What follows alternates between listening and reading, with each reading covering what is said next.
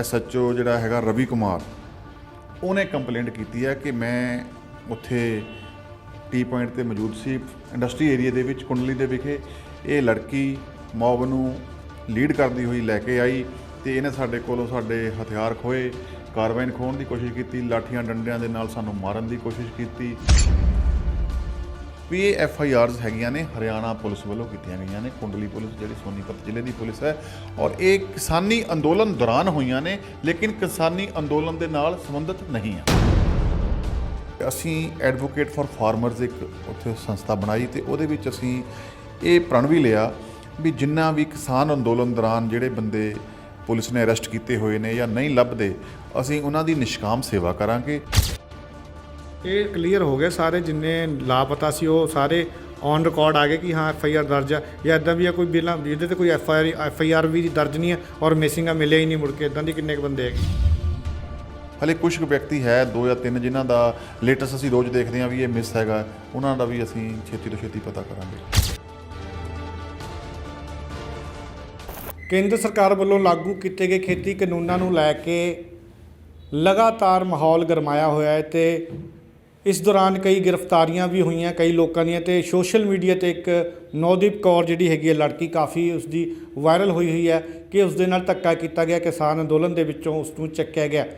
ਉਸ ਦੇ ਉੱਤੇ 3 FIR ਦਰਜ ਹੋਈਆਂ ਜਿਸ ਦੇ ਵਿੱਚੋਂ ਇੱਕ FIR ਦੀ ਉਸ ਦੇ ਜ਼ਮਾਨਤ ਹੋਈ ਹੈ। ਫਿਲਹਾਲ ਨਵਦੀਪ ਕੌਰ ਹਾਲੇ ਜੇਲ੍ਹ ਦੇ ਵਿੱਚ ਹੀ ਹੈ ਕਿਉਂਕਿ 2 FIR ਦੇ ਵਿੱਚ ਉਸ ਦੀ ਜ਼ਮਾਨਤ ਨਹੀਂ ਹੋਈ ਤੇ ਪੰਜਾਬ, ਹਰਿਆਣਾ, ਦਿੱਲੀ ਦੇ ਵਕੀਲਾਂ ਵੱਲੋਂ ਇੱਕ ਜਿਹੜਾ ਹੈਗਾ ਪੈਨਲ ਬਣਾਇਆ ਗਿਆ ਹੈ। ਕਿਸਾਨ ਅੰਦੋਲਨ ਦੇ ਦੌਰਾਨ ਜਿੰਨੇ ਵੀ ਨੌਜਵਾਨ ਕਿਸਾਨ ਪੁਲਿਸ ਵੱਲੋਂ ਗ੍ਰਿਫਤਾਰ ਕੀਤੇ ਗਏ ਹਨ ਉਹਨਾਂ ਦੀ ਰਿਹਾਈ ਦੇ ਲਈ ਇਹਨਾਂ ਵੱਲੋਂ ਜਿਹੜੀ ਹੈਗੀ ਸੇਵਾਵਾਂ ਦਿੱਤੀਆਂ ਜਾ ਰਹੀਆਂ ਤੇ ਉਸ ਪੈਨਲ ਦੇ ਮੈਂਬਰ ਮੌਜੂਦ ਹੈ ਸਾਡੇ ਨਾਲ। ਕਮਲ ਸਿੰਘ ਸੈਣੀ ਜੀ, ਗੱਲ ਕਰਦੇ ਹਾਂ ਨਵਦੀਪ ਕੌਰ ਨੂੰ ਲੈ ਕੇ, ਮਾਮਲਾ ਕੀ ਆ? ਸੈਣੀ ਸਾਹਿਬ, ਜਿਵੇਂ ਨਵਦੀਪ ਕੌਰ ਦੀ ਜ਼ਮਾਨਤ ਹੋਈ ਆ, ਕਿਹੜੇ ਪਰਚੇ ਦੇ ਵਿੱਚ ਉਹਦੀ ਅਰੈਸਟ ਸੀ ਔਰ ਕਿਹੜੇ ਧਾਰਾਵਾਂ ਲੱਗੀਆਂ ਸੀ? ਦੇਖੋ, ਜਿਹੜੀ ਨਵਦੀਪ ਕੌਰ ਲੜਕੀ ਹੈ ਉਹਦੀ FIR ਸੀ ਪਿਛਲੇ ਸਾਲ 649 ਨੰਬਰ 2020 ਸਨ ਦੇ ਵਿੱਚ FIR ਹੋਈ ਸੀ ਥਾਣਾ ਕੁੰਡਲੀ, ਜ਼ਿਲ੍ਹਾ ਸੋਨੀਪਤ, ਹਰਿਆਣਾ ਵਿਖੇ। ਔਰ ਉਹਦੇ ਵਿੱਚ ਉਹਦੇ ਉੱਤੇ 148 49 ਐਕਸਟੋਰਸ਼ਨ 384 ਜਿਹੜੀ ਧਾਰਾ ਲਗਾਈ ਗਈ ਸੀ। ਉਸ ਤੋਂ ਬਾਅਦ ਉਹਨੂੰ ਜਿਹੜਾ ਅਰੈਸਟ ਨਹੀਂ ਕੀਤਾ ਗਿਆ ਸੀ ਤੇ ਇਨ ਬਿਟਵੀਨ ਕਿਸਾਨ ਅੰਦੋਲਨ ਜਿਹੜਾ ਮੂਵਮੈਂਟ ਉੱਥੇ ਜ਼ਿਆਦਾ ਫੜ ਗਿਆ ਤੇ ਫਿਰ ਉਹਦੇ ਉੱਤੇ 2021 ਦੇ ਵਿੱਚ, ਜਨਵਰੀ 2021 ਦੇ ਵਿੱਚ FIR ਨੰਬਰ 25 ਜਿਹਦੇ ਵਿੱਚ SHO ਜਿਹੜਾ ਹੈਗਾ ਰਵੀ ਕੁਮਾਰ, ਉਹਨੇ ਕੰਪਲੇਂਟ ਕੀਤੀ ਹੈ ਕਿ ਮੈਂ ਉੱਥੇ ਟੀ ਪੁਆਇੰਟ ਤੇ ਮੌਜੂਦ ਸੀ ਇੰਡਸਟਰੀ ਏਰੀਆ ਦੇ ਵਿੱਚ ਕੁੰਡਲੀ ਦੇ ਵਿਖੇ। ਇਹ ਲੜਕੀ ਮੌਬ ਨੂੰ ਲੀਡ ਕਰਦੀ ਹੋਈ ਲੈ ਕੇ ਆਈ ਤੇ ਇਹਨੇ ਸਾਡੇ ਕੋਲੋਂ ਸਾਡੇ ਹਥਿਆਰ ਖੋਏ, ਕਾਰਵਾਈ ਖੋਹਣ ਦੀ ਕੋਸ਼ਿਸ਼ ਕੀਤੀ, ਲਾਠੀਆਂ ਡੰਡਿਆਂ ਦੇ ਨਾਲ ਸਾਨੂੰ ਮਾਰਨ ਦੀ ਕੋਸ਼ਿਸ਼ ਕੀਤੀ ਤੇ ਕੁਝ ਜਿਹੜੇ ਡਾਕੂਮੈਂਟ ਸੀਗੇ ਉਹ ਸਾਡੇ ਕੋਲੋਂ ਇਹਨੇ ਜਿਹੜੇ ਅਫੀਸ਼ੀਅਲ ਡਾਕੂਮੈਂਟ ਸੀਗੇ ਪੁਲਿਸ ਫਾਈਲਾਂ, ਉਹ ਇਹਨੇ ਸਾਡੇ ਕੋਲੋਂ ਖਿੱਚ-ਤੂ ਕਰਕੇ ਇਹਨੇ ਡਿਸਟਰੋਏ ਕਰਨ ਦੀ ਕੋਸ਼ਿਸ਼ ਕੀਤੀ। ਇਹਦੇ ਉੱਤੇ ਫਿਰ ਉਸ ਦਿਨ 2 FIR ਹੋਈਆਂ। ਜਿਹੜੀ ਇਹ FIR ਹੈ ਇਹਦੇ ਵਿੱਚ ਇਹਨੂੰ ਇੱਕ ਜ਼ਮਾਨਤ ਨੂੰ ਕੱਲ੍ਹ ਮਿਲ ਚੁੱਕੀ ਹੈ ਤੇ ਜਿਹੜੀ ਦੂਸਰੀ FIR ਸੀਗੀ FIR 25 ਨੰਬਰ ਸੀਗੀ, ਉਹਦੇ 'ਚ 148 149 332 353 186 384 379 20 ਤੇ 307 IPC ਦੀਆਂ ਧਾਰਾਂ ਤਹਿਤ ਪਰਚਾ ਦਰਜ ਕੀਤਾ ਗਿਆ ਸੀ। ਉਹਦੀ ਜਿਹੜੀ ਵੀ ਇਹਦੀ ਬੇਲ ਹੈਗੀ ਹੈ ਉਹ ਆਲਰੇਡੀ 2 ਫਰਵਰੀ ਨੂੰ ਜਿਹੜੀ ਉਹ ਡਿਸਮਿਸ ਹੋ ਚੁੱਕੀ ਆ। ਉਹ ਸੈਸ਼ਨ ਕੋਰਟ ਨੇ ਉੱਥੋਂ ਡਿਸਮਿਸ ਕੀਤੀ ਆ, ਉਹ ਹਾਈ ਕੋਰਟ ਹੋਏਗੀ ਤੇ ਇੱਕ ਵੀ ਦੀ ਲੜਕੀ ਦੀ ਬੇਲ FIR ਨੰਬਰ 26 ਦੇ ਵਿੱਚ ਕੱਲ੍ਹ ਦੇ ਲਈ ਉੱਥੇ ਹੀ ਜੁਡੀਸ਼ੀਅਲ ਮੈਜਿਸਟਰੇਟ ਫਸਟ ਕਲਾਸ ਕੋਲ ਪੈਂਡਿੰਗ ਹੈ। ਜਿਹੜੀ ਪੁਲਿਸ ਵੱਲੋਂ ਇਹ ਕਹਾਣੀ ਬਣਾਈ ਗਈ ਹੈ, FIR ਦਰਜ ਕੀਤੀ ਗਈ ਹੈ, ਇਹ ਕਿੰਨੀ ਤਰੀਕ ਦੀ ਹੈਗੀ ਹੈ? ਇਹ ਜਿਹੜੀ ਹੈਗੀਆਂ ਨੇ ਜੀ, ਪਹਿਲੀਆਂ ਹੈਗੀਆਂ ਨੇ ਨਵੰਬਰ ਮਹੀਨੇ ਦੀ ਤੇ ਦੂਸਰੀ ਹੈਗੀ ਹੈ ਜਨਵਰੀ 21 ਦੀ ਹੈਗੀਆਂ ਨੇ।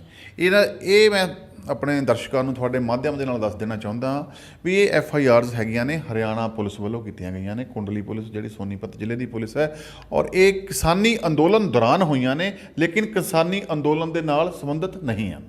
ਉਹੀ ਕਿਉਂਕਿ 26 ਜਨਵਰੀ ਨੂੰ ਜਿਹੜਾ ਹੈਗਾ ਮਾਹੌਲ ਜਿਹੜਾ ਲਾਲ ਕਿਲ੍ਹੇ ਨੂੰ ਲੈ ਕੇ ਰੈਲੀ ਕੱਢੀ ਗਈ ਸੀ, 21 ਤਰੀਕ ਨੂੰ ਤਾਂ ਇੱਦਾਂ ਦੀ ਕੋਈ ਰੈਲੀ ਨਹੀਂ ਕੱਢੀ ਗਈ ਜਿਸ ਦੇ ਵਿੱਚ ਕਿਹਾ ਜਾ ਸਕੇ ਕਿ ਹਾਂ ਕਿਸਾਨਾਂ ਵੱਲੋਂ ਜਾਂ ਕਿਸਾਨਾਂ ਦੇ ਸ਼ਾਮਲ ਅੰਦੋਲਨ ਦੇ ਵਿੱਚ ਕਿਸੇ ਵੱਲੋਂ ਵੀ ਪੁਲਿਸ 'ਤੇ ਕੋਈ ਇੱਦਾਂ ਦਾ ਹਮਲਾ ਕੀਤਾ ਹੋਵੇ। ਜਿਹੜੀ FIR ਤੁਸੀਂ ਦੱਸ ਰਹੇ 21 ਜਨਵਰੀ ਦੀ, ਨਹੀਂ, ਇਹ ਜਿਹੜੀਆਂ ਜਨਵਰੀ 'ਚ FIR ਹੋਈਆਂ ਨੇ ਲੜਕੀ 'ਤੇ, ਮੈਂ ਤੁਹਾਨੂੰ ਕਹਿਣਾ ਚਾਹੁੰਦਾ ਵੀ ਇਹ ਕੁੰਡਲੀ ਥਾਣੇ ਹੋਈਆਂ ਨੇ। SHO ਰਵੀ ਕੁਮਾਰ ਹੈ, ਉਹਦੀ ਕੰਪਲੇਂਟ 'ਤੇ ਹੋਈਆਂ ਨੇ ਆਲਰੇਡੀ। ਐਕਚੁਅਲੀ ਕੀ ਹੈ, ਇਹ ਕੁੜੀ ਐਕਟੀਵਿਸਟ ਸੀਗੀ, ਇਹ ਲੇਬਰ ਕਲਾਸ ਜਾਂ ਜਿਹੜੇ ਲੇਬਰਰ ਹੈਗੇ ਨੇ ਉਹਨਾਂ ਦੇ ਹੱਕ ਹਕੂਕਾਂ ਦੇ ਲਈ ਉੱਥੇ ਰਹਿੰਦੀ ਹੋਈ, ਆਪ ਕੰਮ ਕਰਦੀ ਹੋਈ ਸੰਘਰਸ਼ ਕਰਦੀ ਸੀ। ਤੇ ਇਹਦੇ ਉੱਤੇ ਫੈਕਟਰੀ ਵਾਲਿਆਂ ਨੇ ਪਹਿਲਾਂ ਇੱਕ FIR ਕਰਾਈ ਸੀਗੀ, ਜਿਹਦੇ ਵਿੱਚ ਇਹਨੂੰ ਕੱਲ੍ਹ ਜ਼ਮਾਨਤ ਜਿਹੜੀ ਕੋਰਟ ਨੇ ਦਿੱਤੀ ਹੈ। ਉਸ ਦੇ ਸੰਬੰਧ ਦੇ ਵਿੱਚ ਜਿਵੇਂ ਉੱਥੇ ਕਿਸਾਨੀ ਅੰਦੋਲਨ ਚੱਲਿਆ ਤਾਂ ਨੈਚੁਰਲੀ ਗੱਲ ਹੈ ਵੀ ਇਹਨਾਂ ਦਾ ਜਿਹੜੀ ਆਪਣੀ ਇਹਦੀ ਲੜਕੀ ਨੇ ਮੂਵਮੈਂਟ ਚਲਾਈ ਹੋਈ ਸੀਗੀ ਫੈਕਟਰੀ ਵਾਲਿਆਂ ਦੇ ਖਿਲਾਫ, ਕੁਛ ਨਿੱਜੀ ਜਿਹੜੇ ਉਹਨਾਂ ਦੇ ਗਲਤ ਕੰਮ ਸੀਗੇ ਫੈਕਟਰੀ ਵਾਲਿਆਂ ਦੇ ਖਿਲਾਫ, ਉਹਨੂੰ ਵੀ ਬਲ ਮਿਲਿਆ ਅਤੇ ਇਹ ਕਿਸਾਨ ਅੰਦੋਲਨ ਦੇ ਵਿੱਚ ਵੀ ਇਹਦੀ ਸ਼ਮੂਲੀਅਤ ਹੋਈ। ਪਰ ਜਿਹੜੀਆਂ FIR ਦੇ ਵਿੱਚ ਇਹਦੀ ਅਰੈਸਟ ਹੈਗੀ ਹੈ ਉਹ ਸਿਰਫ ਹਰਿਆਣਾ ਪੁਲਿਸ ਵਾਲੀਆਂ ਵਿੱਚ ਹੈ। 26 ਦੀ ਹਿੰਸਾ ਵਾਲੀ ਜਿਹੜੀ ਜਨਵਰੀ ਦੀ ਗੱਲ ਹੈ, ਦਿੱਲੀ ਪੁਲਿਸ ਦੁਆਰਾ ਕਿਸੇ ਵੀ FIR 'ਚ ਇਹਦੀ ਕੋਈ ਅਰੈਸਟ ਨਹੀਂ ਹੈ, ਨਾ ਹੀ ਇਹ ਦਿੱਲੀ ਪੁਲਿਸ ਦੁਆਰਾ ਇਹ ਨਾਮਜ਼ਦ ਕੀਤੀ ਗਈ ਹੈ। ਤੇ ਪਰਿਵਾਰ ਵੱਲੋਂ ਲਗਾਤਾਰ ਕਿਸਾਨ ਜਥੇਬੰਦੀਆਂ ਉੱਤੇ ਰੋਸ ਜਤਾਇਆ ਜਾ ਰਿਹਾ ਕਿ ਤੁਸੀਂ ਹੈਲਪ ਨਹੀਂ ਕਰ ਰਹੇ, ਕਿਉਂ ਨਹੀਂ ਕਰ ਰਹੇ? ਕੀ ਲੱਗਦਾ ਕਿਸਾਨ ਜਥੇਬੰਦੀਆਂ ਹੈਲਪ ਨਹੀਂ ਕਰ ਰਹੀਆਂ? ਕਿ ਇਹ ਕਿਸਾਨ ਅੰਦੋਲਨ ਦੇ ਨਾਲ ਜੁੜੀ ਹੋਈ ਸੀ ਜਾਂ ਨਹੀਂ? ਨਹੀਂ, ਦੇਖੋ ਉੱਥੇ ਹੁਣ ਲੱਖਾਂ ਹੀ ਲੋਕ ਕਿਸਾਨ ਅੰਦੋਲਨ ਨਾਲ ਜੁੜੇ ਹੋਏ ਸੀ। ਜਦੋਂ ਇਹਦਾ ਸੰਘਰਸ਼ ਕੁੰਡਲੀ ਬਾਰਡਰ 'ਚ, ਇਹ ਇੰਡਸਟਰੀਅਲ ਏਰੀਆ ਹੈਗਾ ਉੱਥੇ ਕੁੰਡਲੀ ਦੇ ਵਿੱਚ, ਇਹ ਉੱਥੇ ਪਹਿਲਾਂ ਹੀ ਸੰਘਰਸ਼ਸ਼ੀਲ ਸੀਗੀ। ਜਦੋਂ ਕਿਸਾਨ ਅੰਦੋਲਨ ਆਇਆ ਉੱਥੇ ਤਾਂ ਨੈਚੁਰਲੀ ਗੱਲ ਹੈ ਇਹਦੇ ਨਾਲ ਹੋਰ ਲੋਕ ਵੀ ਲੱਗੇ। ਤੇ ਕਿਵੇਂ ਦੇਖਦੇ ਹੋ ਇਸ ਸਾਰੇ ਮਾਮਲੇ ਨੂੰ? ਕਿਉਂਕਿ ਦਿੱਲੀ ਗੁਰਦੁਆਰਾ ਸਿੱਖ ਪ੍ਰਬੰਧਕ ਕਮੇਟੀ ਤੋਂ ਮਨਜਿੰਦਰ ਸਿੰਘ ਸਿਰਸਾ ਦਾ ਵੀ ਬਿਆਨ ਆਇਆ ਤੇ ਉਹ ਵੀ ਲਗਾਤਾਰ ਉਪਰਾਲੇ ਕਰ ਰਹੇ, ਕਹਿੰਦੇ ਜਿਹੜਾ ਅਜਿਹੇ ਲੋਕਾਂ ਨੂੰ ਛੁਡਵਾਉਣ ਦੇ ਲਈ। ਕਿਵੇਂ ਦੇਖਦੇ ਇਸ ਸਾਰੇ ਮਾਮਲੇ ਨੂੰ? ਕਿਸਾਨ ਜਥੇਬੰਦੀਆਂ ਕਿੰਨਾ ਕੁ ਜਿਹੜਾ ਹੈਗਾ ਗੰਭੀਰ ਆ ਅਜਿਹੇ ਨੌਜਵਾਨਾਂ ਨੂੰ ਜਿਹੜੇ ਫੜੇ ਹੋਏ ਆ? ਇਸ ਤੋਂ ਇਲਾਵਾ ਹੋਰ ਵੀ ਕੁਝ ਜ਼ਮਾਨਤਾਂ ਹੋਈਆਂ, ਕਿਹੜੀਆਂ ਸੀ? ਦੇਖੋ, ਮੈਂ ਤੁਹਾਨੂੰ ਦੱਸ ਦੇਣਾ ਚਾਹੁੰਦਾ ਵੀ ਅਸੀਂ 31 ਜਨਵਰੀ 2021 ਨੂੰ ਗੁਰਦੁਆਰਾ ਰਕਾਬਗੰਜ ਸਾਹਿਬ ਵਿਖੇ ਦਿੱਲੀ ਸਿੱਖ ਗੁਰਦੁਆਰਾ ਪ੍ਰਬੰਧਕ ਕਮੇਟੀ ਦੇ ਹਾਲ ਦੇ ਵਿੱਚ ਕੁਛ ਪੰਜਾਬ ਤੋਂ ਵਕੀਲ ਸਾਹਿਬਾਨ ਸੀਗੇ, ਹਾਕਮ ਸਿੰਘ ਜੀ ਹਾਈ ਕੋਰਟ ਤੋਂ ਸੀਗੇ, ਲੜਕੇ ਸਿਮਰਨ ਗਿੱਲ ਹੈਗੀ ਹੈ, ਹਸਨ ਕੌਰ ਗਿੱਲ ਹੈਗੀ ਹੈ, ਪਟਿਆਲੇ ਤੋਂ ਵਕੀਲ ਸਾਹਿਬ ਸੀਗੇ, ਰੋਪੜ ਤੋਂ ਮੈਂ ਸੀ, ਅਤੇ ਦਿੱਲੀ ਤੋਂ ਸਾਡੇ ਵੀਰ ਅਮਰਵੀਰ ਭੁੱਲਰ, ਰਕੇਸ਼ ਯਾਦਵ ਜੀ, ਗੁਪਤਾ ਜੀ ਅਤੇ ਸੋਲੰਕੀ ਸਾਹਿਬ, ਇਹ ਸਾਰੇ ਉੱਥੇ ਲਗਭਗ ਅਸੀਂ 150 ਵਕੀਲ ਇਕੱਠਾ ਹੋਇਆ ਅਤੇ ਅਸੀਂ ਐਡਵੋਕੇਟ ਫਾਰ ਫਾਰਮਰਸ ਇੱਕ ਉੱਥੇ ਸੰਸਥਾ ਬਣਾਈ ਅਤੇ ਉਹਦੇ ਵਿੱਚ ਅਸੀਂ ਇਹ ਪ੍ਰਣ ਵੀ ਲਿਆ ਵੀ ਜਿੰਨਾ ਵੀ ਕਿਸਾਨ ਅੰਦੋਲਨ ਦੌਰਾਨ ਜਿਹੜੇ ਬੰਦੇ ਪੁਲਿਸ ਨੇ ਅਰੈਸਟ ਕੀਤੇ ਹੋਏ ਨੇ ਜਾਂ ਨਹੀਂ ਲੱਭਦੇ, ਅਸੀਂ ਉਹਨਾਂ ਦੀ ਨਿਸ਼ਕਾਮ ਸੇਵਾ ਕਰਾਂਗੇ। ਅਤੇ ਦਿੱਲੀ ਸਿੱਖ ਗੁਰਦੁਆਰਾ ਪ੍ਰਬੰਧਕ ਕਮੇਟੀ ਦਾ ਜਿਹੜਾ ਆਫਿਸ ਹੈ ਉਹਨਾਂ ਨੇ ਸਾਨੂੰ ਉੱਥੇ ਦਿੱਤਾ ਕਿ ਤੁਸੀਂ ਜਦੋਂ ਮੀਟਿੰਗ ਕਰਨੀ ਹੋਈ ਜਾਂ ਡਿਸਕਸ਼ਨ ਕਰਨੀ ਹੋਈ ਜਾਂ ਜੋ ਵੀ ਤੁਹਾਨੂੰ ਚਾਹੀਦਾ ਹੈਗਾ, ਲੋੜੀਂਦਾ ਕਾਗਜ਼ਾਤ ਚਾਹੀਦੇ ਹੈਗੇ ਆ, ਕੋਈ ਹੋਰ ਫੈਸਿਲਿਟੀ ਚਾਹੀਦੀ ਹੈਗੀ ਆ, ਤੁਸੀਂ ਜਦ ਮਰਜ਼ੀ ਯੂਜ਼ ਕਰ ਸਕਦੇ ਹੋ। ਇਹਦੇ ਵਿੱਚ ਕਿਸੇ ਵੀ ਵਕੀਲ ਸਾਹਿਬਾਨ ਵੱਲੋਂ ਜਿੰਨੀਆਂ ਜ਼ਮਾਨਤਾਂ 3 ਪਹਿਲੇ ਹੋਈਆਂ ਨੇ, ਲਵਪ੍ਰੀਤ ਦੀ ਹੋਈ ਹੈ, ਜਸਵਿੰਦਰ ਦੀ ਹੋਈ ਹੈ, ਰਮਨਦੀਪ ਦੀ ਹੋਈ ਹੈ, ਮਾਨਸਾ ਵਾਲੇ ਲੜਕੇ ਦੀ, ਇਹ ਸਾਡੇ ਵੀਰ ਅਮਰਵੀਰ ਭੁੱਲਰ ਔਰ ਯਾਦਵ ਸਾਹਿਬ ਖੱਤਰੀ ਸਾਹਿਬ ਵੱਲੋਂ ਕਰਵਾਈਆਂ ਗਈਆਂ ਨੇ। ਅਤੇ ਜਿਹੜੀਆਂ ਅੱਜ ਜ਼ਮਾਨਤਾਂ ਹੋਈਆਂ ਨੇ ਉਹ ਜੀਤ ਸਿੰਘ ਔਰ ਗੁਰਮੁਖ ਸਿੰਘ ਦੀ ਹੋਈ ਹੈ ਅਤੇ ਗੁਪਤਾ ਜੀ ਵੱਲੋਂ ਕਰਵਾਈਆਂ ਗਈਆਂ ਨੇ। ਤੇ ਜਿਵੇਂ ਮੈਂ ਕਿਹਾ ਕਿ 2-3 ਦਿਨ ਤੱਕ ਨੌਦੀਪ ਜਿਹੜੀ ਬਾਹਰ ਹੈ, ਜਿਵੇਂ ਕਿ ਬਾਕੀ ਕੇਸਾਂ 'ਚੋਂ ਵੀ ਜ਼ਮਾਨਤਾਂ ਹੋ ਜਾਵੇਗੀਆਂ, ਤੁਸੀਂ ਕਾਨੂੰਨੀ ਤੌਰ 'ਤੇ ਕਿਵੇਂ ਦੇਖਦੇ ਹੋ? ਜਿਹੜੀਆਂ FIR ਦਰਜ ਹੋਈਆਂ ਉਹਦੇ 'ਚ ਜ਼ਮਾਨਤਾਂ ਹੋ ਜਾਣਗੀਆਂ ਜਾਂ ਹਲੇ ਨੌਦੀਪ ਕੌਰ ਨੂੰ ਹਲੇ ਹੋਰ ਜੇਲ੍ਹ 'ਚ ਲੈਣਾ ਪਵੇਗਾ? ਮੈਂ ਦੇਖਦਾ ਮੇਰੇ ਉਹਨਾਂ ਦੇ ਵਕੀਲ ਸਾਹਿਬ ਨਾਲ ਪਹਿਲਾਂ ਗੱਲ ਹੋਈ ਸੀਗੀ ਜਤਿੰਦਰ ਕੁਮਾਰ ਜੀ ਨਾਲ, ਹੁਣ ਉਹਨਾਂ ਦਾ ਸ਼ਡਿਊਲ ਕਾਫੀ ਬਿਜੀ ਸੀ, ਗੱਲ ਨਹੀਂ ਹੋ ਸਕੀ। ਕਿਉਂਕਿ ਜਿਹੜੀ 307 ਸੈਕਸ਼ਨ 307 ਹੈ, 379 ਵੀ 384 ਹੈਗੀ ਆ, FIR ਨੰਬਰ 25, ਉਹਦੇ ਵਿੱਚ ਉਹਦੀ ਬੇਲ ਡਿਸਮਿਸ ਹੋਈ ਹੈ। ਅਗਰ ਹਾਈ ਕੋਰਟ ਲੱਗਦੀ ਹੈ ਬੇਲ ਅੱਜ ਜਾਂ ਕੱਲ੍ਹ ਦੇ ਵਿੱਚ, ਹਰਿੰਦਰ ਸਿੰਘ ਬੈਂਸ ਲਗਾ ਰਹੇ ਨੇ ਬੇਲ, ਤਾਂ ਮੈਨੂੰ ਲੱਗਦਾ ਵੀ ਜੋ ਜਿਸ ਤਰ੍ਹਾਂ ਦਾ ਉਹਦਾ ਲੜਕੀ ਦੇ ਨਾਲ ਖਬਰਾਂ ਸੁਣਨ 'ਚ ਆਈਆਂ ਵੀ ਬਹੁਤ ਜ਼ਿਆਦਾ ਕੁੱਟਮਾਰ ਕੀਤੀ ਹੈ, ਦੁਰਵਿਵਹਾਰ ਕੀਤਾ ਹੈ, ਜੇਕਰ ਉਹਦੀ ਮੈਡੀਕਲ ਰਿਪੋਰਟ ਇਹਨਾਂ ਬੇਲ ਐਪਲੀਕੇਸ਼ਨਾਂ ਦੇ ਨਾਲ ਲਗਾਈ ਜਾਂਦੀ ਹੈ ਜੇਲ੍ਹ ਤੋਂ, ਤਾਂ ਮੈਨੂੰ ਲੱਗਦਾ ਵੀ ਉਹਨੂੰ ਬਹੁਤ ਛੇਤੀ ਜ਼ਮਾਨਤ ਮਿਲ ਸਕਦੀ ਹੈ। ਤੇ ਬਾਕੀ ਜਿਹੜਾ ਤੁਹਾਡਾ ਪੈਨਲ ਬਣਿਆ, ਬਾਕੀ ਹੋਰ ਕਿੰਨੇ ਨੌਜਵਾਨ ਜਿਹੜੇ ਅੰਦਰ ਹਲੇ ਕੋਈ ਰਿਪੋਰਟ ਇਕੱਠੀ ਕੀਤੀ ਹੈ ਜਿਨ੍ਹਾਂ ਦੀ ਜ਼ਮਾਨਤਾਂ ਹੋਣੀਆਂ ਬਾਕੀਆਂ ਜਾਂ ਕਈ ਮਿਸਿੰਗ ਵੀ ਹੈਗੇ ਆ, ਉਹ ਕੁਝ ਡਾਟਾ ਤਿਆਰ ਕੀਤਾ? ਸਾਡੇ ਕੋਲ 122 ਬੱਚੇ ਸੀ, ਜਿਹੜੇ ਬੱਚੇ ਬਜ਼ੁਰਗ ਸੀਗੇ, ਪਹਿਲਾਂ ਉਹਨਾਂ ਦਾ ਆ ਗਿਆ ਸੀਗਾ ਵੀ ਪਹਿਲੇ ਦਿਨ 70 ਬੱਚਿਆਂ ਦੀ ਲਾਪਤਾ ਹੋਣ ਦੀ ਗੱਲ ਸੀਗੀ, ਫਿਰ ਉਸ ਤੋਂ ਬਾਅਦ ਵੱਧਦਾ ਜਿਹੜਾ 122 ਦਾ ਆ ਗਿਆ, ਅਤੇ 122 ਦੇ ਵਿੱਚੋਂ ਹਲੇ 3 ਪਹਿਲਾਂ ਹੋਈਆਂ ਸੀ ਬੇਲਾਂ, 2 ਹੁਣ ਹੋਈਆਂ ਨੇ, 5 ਹੋਈਆਂ ਨੇ। ਹੌਲੀ ਹੌਲੀ ਸਮਾਂ ਲੱਗੇਗਾ ਜੀ ਬੇਲਾਂ ਨੂੰ, ਸਾਰੀਆਂ ਬੇਲਸ ਹੋ ਜਾਣਗੀਆਂ। ਨਹੀਂ, ਇਹ ਕਲੀਅਰ ਹੋ ਗਿਆ ਸਾਰੇ ਜਿੰਨੇ ਲਾਪਤਾ ਸੀ ਉਹ ਸਾਰੇ ਔਨ ਰਿਕਾਰਡ ਆ ਗਏ ਕਿ ਹਾਂ FIR ਦਰਜ ਆ, ਜਾਂ ਇੱਦਾਂ ਵੀ ਆ ਕੋਈ ਬੇਲਾਂ ਜਿਹਦੇ 'ਤੇ ਕੋਈ FIR ਵੀ ਦਰਜ ਨਹੀਂ ਹੈ ਔਰ ਮਿਸਿੰਗਾਂ ਮਿਲਿਆ ਹੀ ਨਹੀਂ ਮੁੜ ਕੇ, ਇੱਦਾਂ ਦੀ ਕਿੰਨੇ ਕੁ ਬੰਦੇ ਹੈਗੇ? ਇੱਦਾਂ ਦੇ ਬੰਦੇ ਵੀ ਦੇਖੋ, ਸਾਡੇ ਤੱਕ ਜਿੱਥੇ ਤੱਕ ਸਾਡਾ ਜਿਹੜਾ ਉੱਥੇ ਅਸੀਂ ਸੈੱਲ ਬਣਾਇਆ ਹੋਇਆ ਹੈਗਾ, ਤਿੰਨੇ ਹੀ ਬਾਰਡਰ 'ਤੇ ਹੈਗੇ, ਕਿੱਥੇ ਗਾਜੀਪੁਰ ਅਤੇ ਟਿੱਕਰੀ ਔਰ ਸਿੰਘੂ, ਤਿੰਨਾਂ ਬਾਰਡਰਾਂ 'ਤੇ ਵਕੀਲ ਸਾਹਿਬਾਨ ਦੇ ਹੈਲਪ ਡੈਸਕ ਨੇ ਵੀ ਜਿਹੜਾ ਵੀ ਕੋਈ ਮਿਸਿੰਗ ਹੈਗਾ ਉਹਦਾ ਦੱਸ ਦਿਓ, ਫਿਰ ਅਸੀਂ ਉਹਨੂੰ ਜ਼ਰੂਰ ਟਰੇਸ ਆਊਟ ਕਰਦੇ ਹਾਂ। ਕਿਉਂਕਿ ਦਿੱਲੀ ਪੁਲਿਸ ਨੇ ਸਾਰੇ ਬੰਦਿਆਂ ਨੂੰ ਤਿਹਾੜ ਜੇਲ੍ਹ ਦੇ ਵਿੱਚ ਭੇਜਿਆ ਹੋਇਆ ਹੈਗਾ ਔਰ ਉੱਥੇ ਕਿਸੇ ਨਾ ਕਿਸੇ FIR ਦੇ ਵਿੱਚ ਕਿਸੇ ਨਾ ਕਿਸੇ ਵਿਅਕਤੀ ਦੀ ਜਿਹੜੀ ਗ੍ਰਿਫਤਾਰੀ ਸ਼ੋਅ ਕੀਤੀ ਹੋਈ ਹੈਗੀ ਆ। ਹਾਲੇ ਕੁਝ ਕੁ ਵਿਅਕਤੀ ਹੈ 2 ਜਾਂ 3 ਜਿਨ੍ਹਾਂ ਦਾ ਲੇਟੈਸਟ ਅਸੀਂ ਰੋਜ਼ ਦੇਖਦੇ ਹਾਂ ਵੀ ਇਹ ਮਿਸ ਹੈਗਾ, ਉਹਨਾਂ ਦਾ ਵੀ ਅਸੀਂ ਛੇਤੀ ਤੋਂ ਛੇਤੀ ਪਤਾ ਕਰਾਂਗੇ। ਕਿਵੇਂ ਦੇਖਦੇ ਹੋ ਕਿਸਾਨ ਅੰਦੋਲਨ ਹੁਣ ਜਿਹੜਾ ਹੈਗਾ, ਜਿਵੇਂ ਨੌਜਵਾਨ ਬਜ਼ੁਰਗ ਕਿਸਾਨ ਜਿਹੜੇ ਅਰੈਸਟ ਕੀਤੇ ਸੀ ਉਹਨਾਂ ਦੀਆਂ ਜ਼ਮਾਨਤਾਂ ਕਰਾਉਣ ਨੂੰ ਲੈ ਕੇ, ਛਡਾਉਣ ਨੂੰ ਲੈ ਕੇ, ਇਹਦੇ ਤੱਕ ਹੀ ਹੋਇਆ ਕਿਉਂਕਿ ਜੋ ਹੱਲ ਆ ਉਸ ਨੂੰ ਲੈ ਕੇ ਜਿਵੇਂ ਮੀਟਿੰਗਾਂ ਹੋਣੀਆਂ ਸੀ ਉਹ ਅੱਗੇ ਗੱਲ ਵੱਧਦੀ ਦਿਖਾਈ ਨਹੀਂ ਦੇ ਰਹੀ। ਕੀ ਲੱਗਦਾ ਸਰਕਾਰ ਹੈਗੀ ਹੈ ਮੂਡ ਦੇ ਵਿੱਚ ਕਿ ਮਸਲੇ ਦਾ ਹੱਲ ਹੋਣਾ ਚਾਹੀਦਾ, ਮੀਟਿੰਗ ਬੁਲਾਈ ਜਾਣੀ ਚਾਹੀਦੀ ਹੈ? ਕਿਸਾਨ ਜਥੇਬੰਦੀਆਂ ਵੱਲੋਂ ਕੋਈ ਉਹਨਾਂ ਨੂੰ ਮੈਸੇਜ ਭੇਜਿਆ, ਕਿਵੇਂ ਦੇਖਦੇ ਹੋ? ਦੇਖੋ, ਮੈਂ ਖੁਦ ਉਸ ਅੰਦੋਲਨ ਦੇ ਵਿੱਚ ਅਸੀਂ ਕਾਫੀ ਵੱਡੀ ਭੂਮਿਕਾ ਨਿਭਾਈ ਆ, ਸਾਡੇ ਵਕੀਲ ਸਾਹਿਬਾਨਾਂ ਨੇ, ਅਸੀਂ ਵੀ ਉੱਥੇ ਜਾਂਦੇ ਰਹੇ ਹਾਂ ਆਮ ਨਾਗਰਿਕ ਦੇ ਤੌਰ 'ਤੇ। ਪਰ ਮੈਨੂੰ ਸਭ ਤੋਂ ਵੱਡੀ ਆਸ ਸੀ ਵੀ ਜਦੋਂ ਸੰਸਦ ਸੈਸ਼ਨ ਸ਼ੁਰੂ ਹੋਏਗਾ ਅਤੇ ਜਿਹੜੇ ਪੰਜਾਬ ਦੇ ਮੈਂਬਰ ਪਾਰਲੀਮੈਂਟ ਨੇ ਇਹ ਬਹੁਤ ਵੱਡਾ ਦਬਾਅ ਆਪਣੀਆਂ ਪਾਰਟੀਆਂ ਦੇ ਜ਼ਰੀਏ ਔਰ ਦੂਸਰੀਆਂ ਅਲਾਈਡ ਪਾਰਟੀਆਂ ਨੂੰ ਨਾਲ ਲੈ ਕੇ ਬਣਾਉਣਗੇ। ਸੰਸਦ ਦੇ ਵਿੱਚ ਇਹ ਤੱਥਾਂ ਦੇ ਆਧਾਰ 'ਤੇ ਬਹਿਸ ਕਰਨਗੇ। ਪਰ ਮੈਂ ਜਿੰਨੀ ਵੀ ਇਹਨਾਂ ਦੀ ਬਹਿਸ ਜਿਹੜੀ ਦੇਖੀ ਆ ਉਹ ਭਾਵੁਕ ਬਹਿਸ ਸੀਗੀ, ਤੱਥਾਂ ਦੇ ਆਧਾਰ 'ਤੇ ਬਹੁਤ ਘੱਟ ਜਿਹੜੀ ਬਹਿਸ ਹੈ ਉਹ ਸੰਸਦ ਦੇ ਵਿੱਚ ਹੋਈ ਹੈ।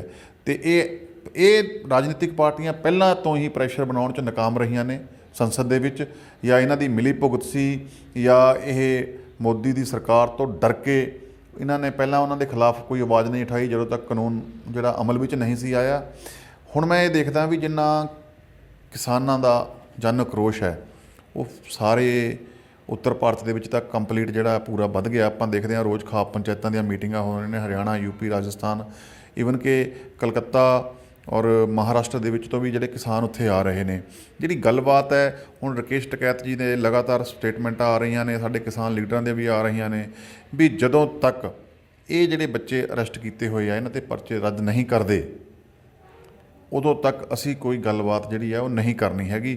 ਔਰ ਸਰਕਾਰ ਇਸ ਸਮੇਂ ਬੜਾ ਮੌਕਾ ਹੈਗਾ ਵਿਰੋਧੀ ਪਾਰਟੀਆਂ ਨੂੰ ਵੀ, ਆ ਜਿਨ੍ਹਾਂ ਦੇ ਕੋਲ ਜਿਹੜੀਆਂ ਪਾਰਟੀਆਂ ਦੇਸ਼ ਦੇ ਵਿੱਚ ਸੱਤਾ ਦੇ ਵਿੱਚ ਕਿਸੇ ਨਾ ਕਿਸੇ ਸੂਬੇ 'ਚ ਰਾਜ ਕਰਦੀਆਂ ਨੇ, ਵੀ ਸਰਕਾਰ 'ਤੇ ਦਬਾਅ ਬਣਾਇਆ ਜਾਵੇ ਕਿਉਂਕਿ ਸੈਸ਼ਨ ਲੰਬਾ ਚੱਲ ਰਿਹਾ, ਲੰਬੇ ਸੈਸ਼ਨ 'ਤੇ ਦਬਾਅ ਬਣਾਇਆ ਜਾਵੇ ਵੀ ਇਹ ਲੋਕਾਂ ਦਾ ਮਸਲਾ ਹੈਗਾ ਅਤੇ ਇਹਦੇ ਛੇਤੀ ਤੋਂ ਛੇਤੀ ਗੱਲਬਾਤ ਕਰਕੇ ਬਣਾਈ ਜਾਵੇ। ਔਰ ਮੈਂ ਤਾਂ ਇਹ ਵੀ ਚਾਹੁੰਦਾ ਵੀ ਸਰਕਾਰ 'ਤੇ ਇੰਨਾ ਦਬਾਅ ਹੋਵੇ ਵੀ ਮੇਜਰ ਜਿਹੜੀਆਂ ਹੋਰ ਦੂਸਰੀਆਂ ਪਾਰਟੀਆਂ ਨੇ ਉਹਨਾਂ ਦਾ ਇੱਕ ਜੁਆਇੰਟ ਪੈਨਲ ਬਣਾ ਕੇ ਕਿਸਾਨਾਂ ਦੇ ਨਾਲ ਗੱਲਬਾਤ ਖੁਦ ਕਰੇ, ਤਾਂ ਕਿ ਜਿਹੜੇ ਬੈਰੀਅਰ ਗੱਲਬਾਤ ਨੂੰ ਅਟਕਾ ਰਹੇ ਨੇ ਜਾਂ ਜਿਨ੍ਹਾਂ ਬੈਰੀਅਰ ਦੇ ਰਾਹੀਂ ਗੱਲਬਾਤ ਸਹੀ ਨਹੀਂ ਹੋ ਰਹੀ ਉਹ ਬੈਰੀਅਰ ਵੀ ਤੋੜੇ ਜਾ ਸਕਣ ਔਰ ਦੇਸ਼ ਦੇ ਸਾਹਮਣੇ ਇੱਕ ਸਹੀ ਔਰ ਸੁਚੱਜੇ ਢੰਗ ਦੇ ਨਾਲ ਹੱਲ ਲਿਆਂਦਾ ਜਾ ਸਕੇ।